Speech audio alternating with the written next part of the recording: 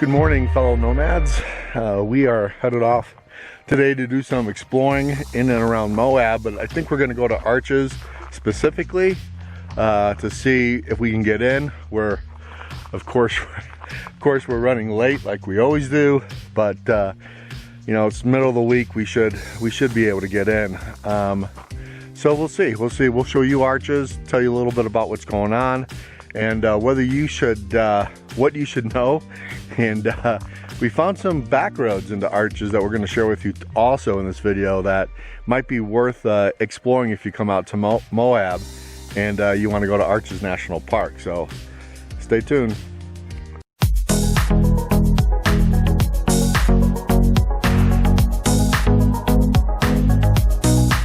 Are you ready? Huh? You look like you're ready. You ready to explore a little bit? Huh? You ready? All right, go ahead, get it.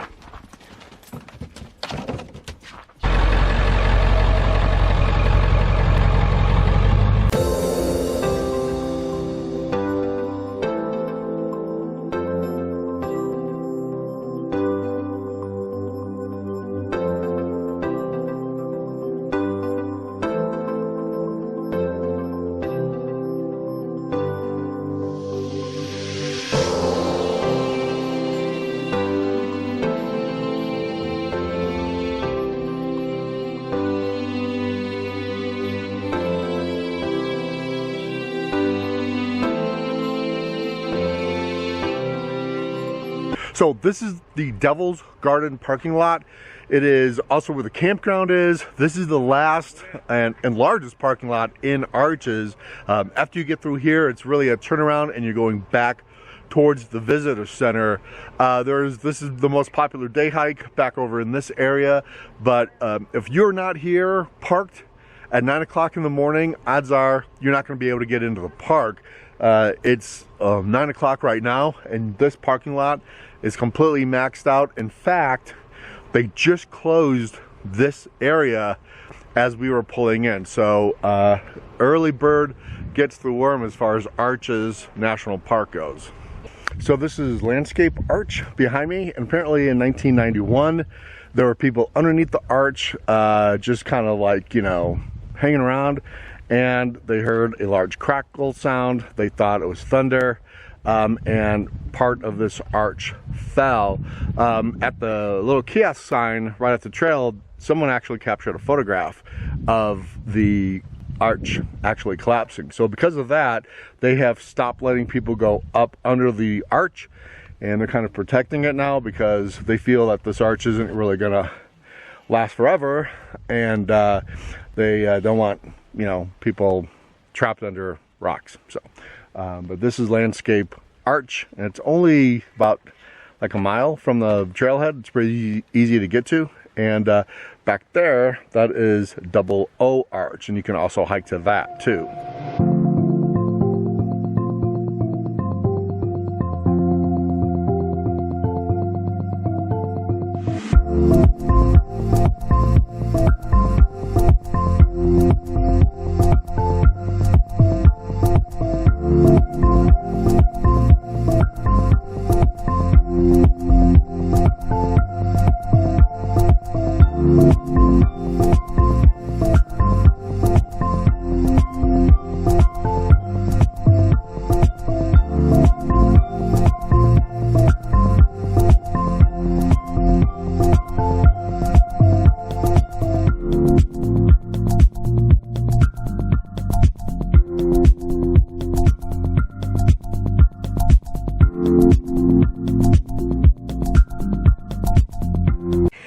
So if you are looking for the back road access into Arches National Park, you're going to want to take Salt Valley Road. Now, it's easy to get to, but it's not as easy to know exactly where it is.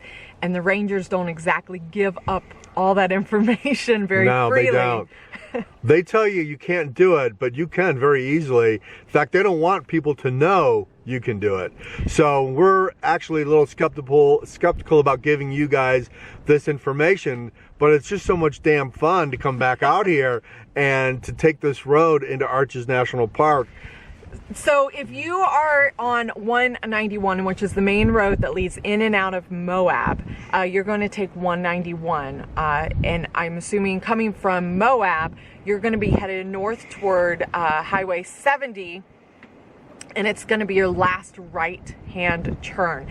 Now that is Road 145, and it is called Valley City Road. And it's not marked.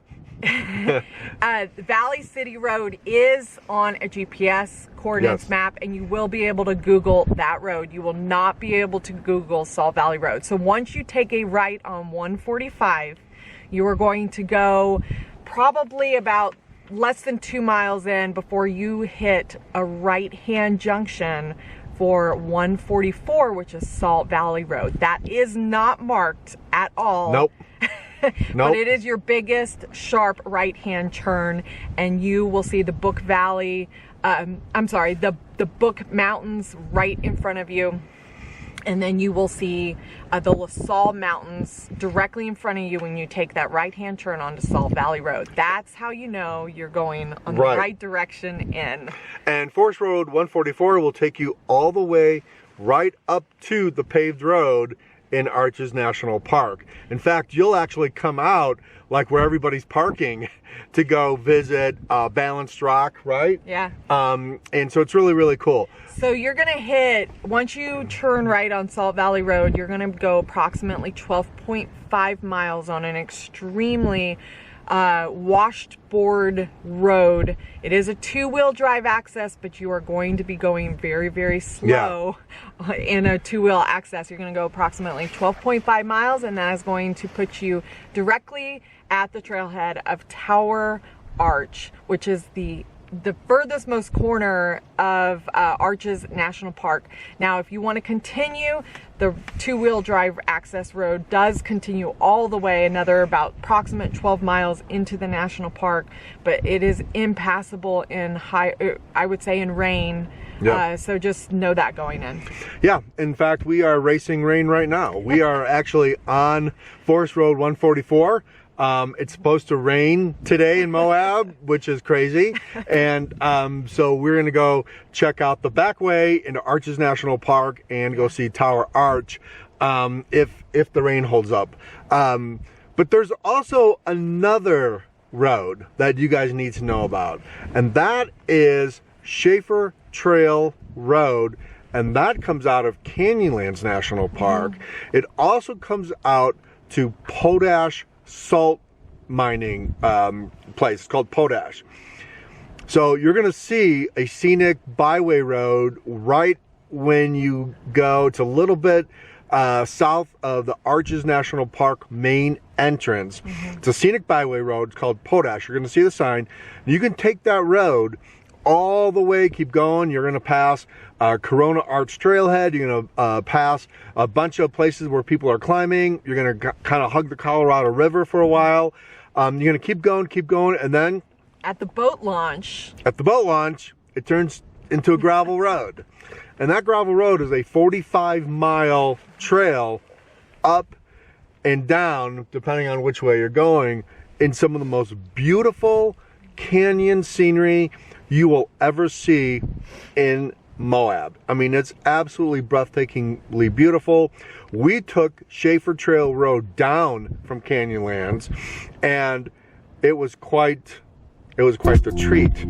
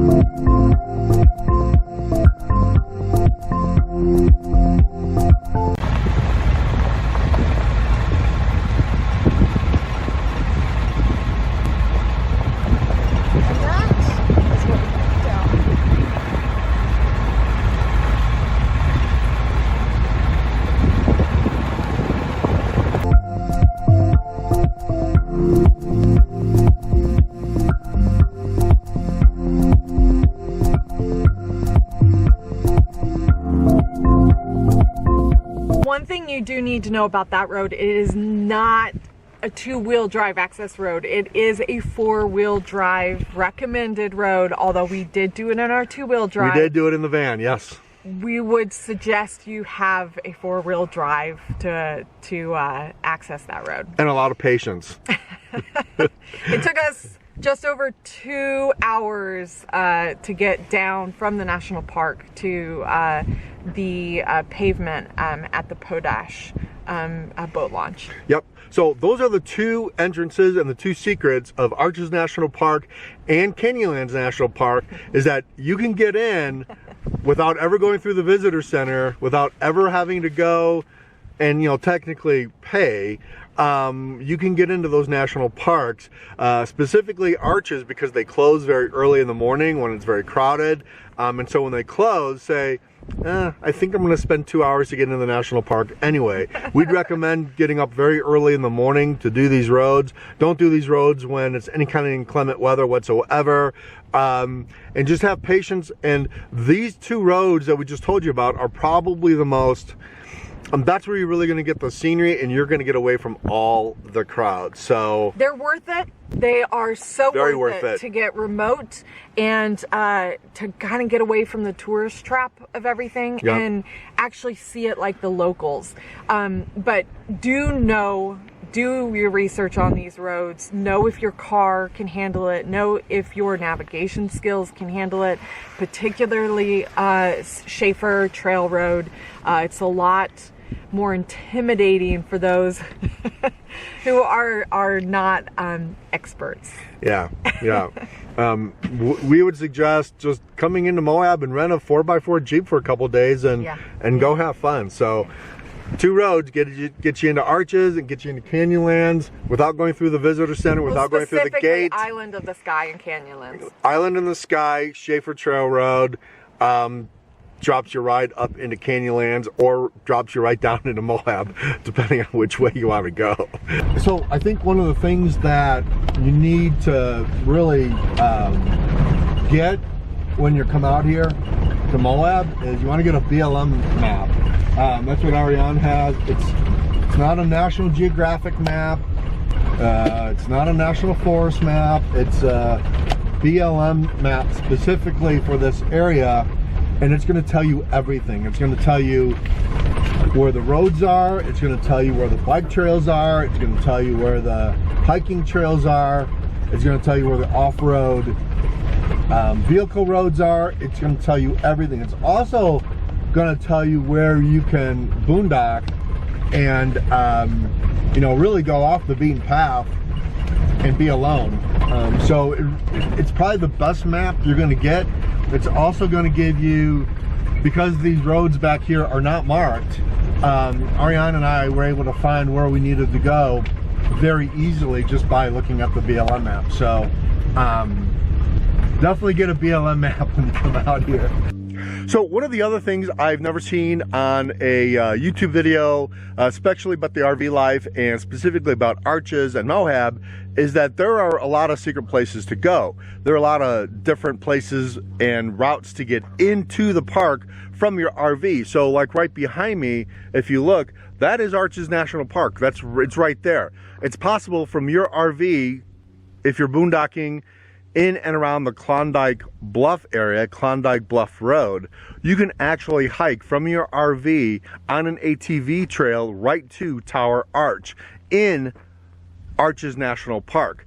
I don't know why I've never seen that before. We kind of found that ourselves. It's a trail, but yet not a trail, but it's right there. I mean, Arches is right there. So there's a lot of different ways to explore Arches. You don't have to do the normal touristy stuff. You can Jeep into Arches, you can ATV into Arches, you can hike into Arches, and it's all worth it out here. So we spent a total of 2 weeks in the Moab area. We boondocked for free. We went to go see Arches, Canyonlands, Dead Horse State Park. We drove a lot of back roads, a lot of scenic highways and byways. There's a lot to do here. We went ATVing, went hiking, went exploring, we went off-road. So we were plenty of busy. The one thing that we did find interesting was the winter snowstorm that we were stuck in, and for 2 days where temperatures went from 70 degrees during the day to 34 as a high the next day, and things froze all over the place. So we did fine. We managed, we survived, but Moab definitely does offer you a lot of surprises when you come out here. Be prepared. There's a lot of dust, there's a lot of wind, temperatures can change very quickly. The weekends can get very crowded in the city, so plan going into Moab strategically. You could be caught in their traffic for about an hour, which is another thing you don't really get to see that much on YouTube. And we're gonna hit the road. We're getting ready to go. It's been a fantastic time, and yeah, we'll see you on our next adventure. Bye.